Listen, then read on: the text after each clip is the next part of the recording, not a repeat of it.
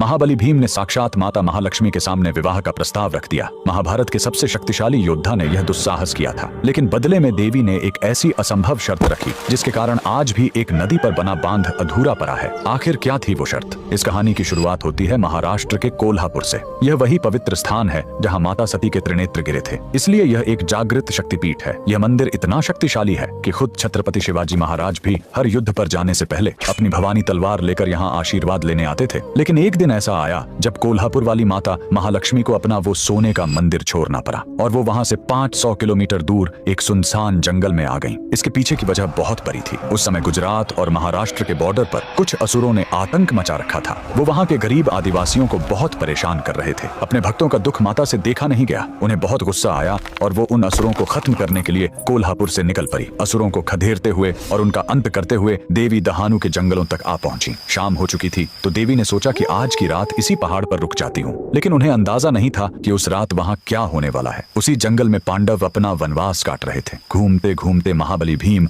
उसी पहाड़ पर आ गए। वहाँ उन्होंने देवी को देखा। उस समय देवी एक साधारण लेकिन बहुत सुंदर स्त्री के रूप में थी। भीम उन्हें पहचान नहीं पाए और उन पर मोहित हो गए। भीम ने बिना देर किए देवी के सामने शादी का प्रस्ताव रख दिया। देवी मन ही मन मुस्कुराई। वो जानती थी कि भीम एक इंसान है और वो एक देवी, इसलिए यह शादी नहीं हो सकती। लेकिन तभी उन्हें याद आया कि पास के गांव में पानी की बहुत कमी है। देवी ने एक तरकीब निकाली। उन्होंने भीम से कहा कि मैं तुमसे शादी करूंगी, लेकिन मेरी एक शर्त है। तुम्हें सूरज निकलने से पहले इसी नदी पर एक बड़ा बांध बनाना होगा ताकि गांव वालों को पानी मिल सके।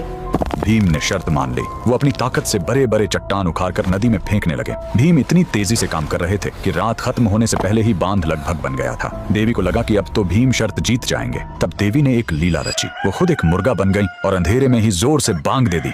भीम को लगा कि सुबह हो गई है और वो शर्त हार गए। गुस्से में उन्होंने हाथ में उठाया हुआ आखिरी पत्थर वहीं पटक दिया और वहां से चले गए। वो अधूरा बांध आज भी वहां मौजूद है, जिसे भीम बांध कहा जाता है। और माता महालक्ष्मी अपने भक्तों की रक्षा के लिए हमेशा के लिए उसी पहाड़ पर एक पत्थर के रूप में बस गईं। कमेंट में लिखें, जय मां महालक्ष्मी।